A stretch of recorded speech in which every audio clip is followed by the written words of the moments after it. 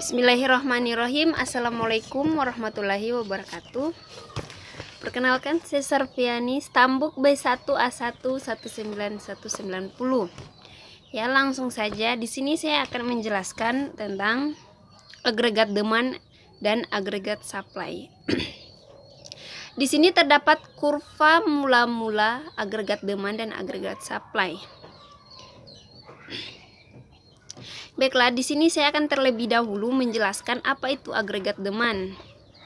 Agregat demand merupakan keseluruhan permintaan terhadap barang dan jasa. Sedangkan agregat supply merupakan hubungan antara barang dan jasa yang ditawarkan dan tingkat harga.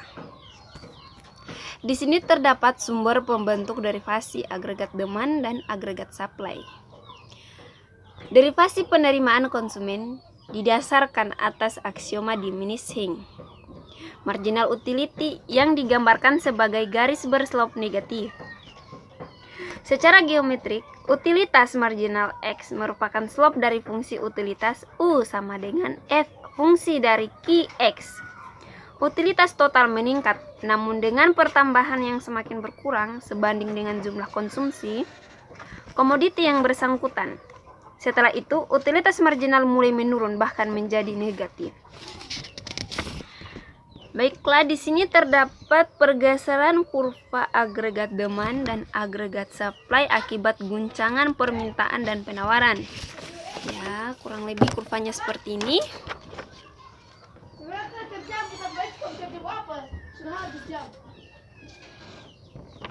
Oke, baiklah. Di sini terdapat penyebab pergeseran kurva. Baiklah, di sini saya akan membahas tentang pergeseran kurva agregat demand. Penyebab pergeseran kurva agregat demand yaitu perubahan komponen AD. Di antaranya yaitu C, I, G, X, M. Perubahan tersebut dapat disebabkan oleh perubahan yang mempengaruhi pergeseran kurva ISLM, yaitu penawaran uang, pajak, subsidi, dan pengeluaran pemerintah serta faktor lainnya. Di sini terdapat contoh yang mengakibatkan pergeseran kurva, yaitu kenaikan harga minyak dan berbagai bahan mentah impor lainnya. Kenaikan bahan mentah atau mungkin BBM dapat menyebabkan menurunnya tingkat permintaan pada masyarakat terhadap barang mentah tersebut atau minyak. Di situ hingga membuat terjadinya pergeseran pada kurva agregat demand. Baiklah, di sini saya akan membahas tentang penyebab pergeseran kurva AS. Di sini terdapat kurva AS, bisa dilihat. Ini adalah kurva AS yang bergeser ke kiri ya. Yang bergeser ke kanan. Ini adalah kurva AS yang bergeser ke kanan. Di sini terdapat penyebab pergeseran kurva AS ke bawah atau ke kanan. Pergeseran kurva penawaran atau penawaran agregat dapat disebabkan oleh salah satu gabungan faktor-faktor sebagai berikut.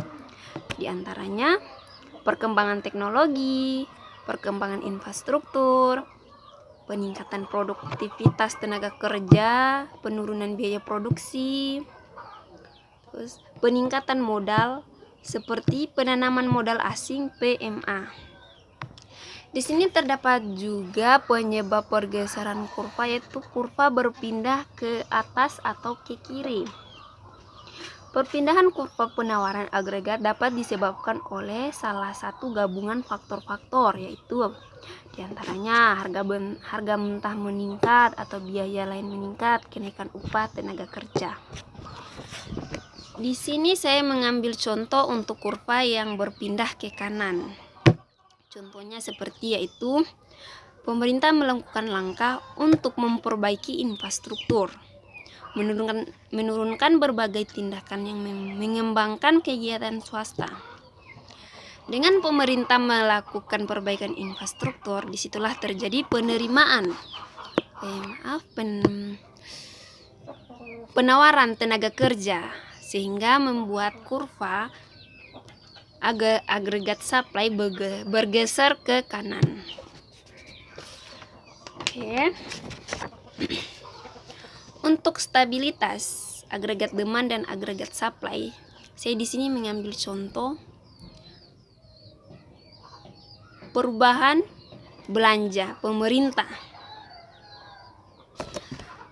Perubahan belanja pemerintah mempengaruhi perekonomian karena belanja pemerintah adalah salah satu komponen pengeluaran. Belanja pemerintah yang lebih tinggi berakibat pada pengeluaran yang direncanakan lebih tinggi untuk semua tingkat pendapatan.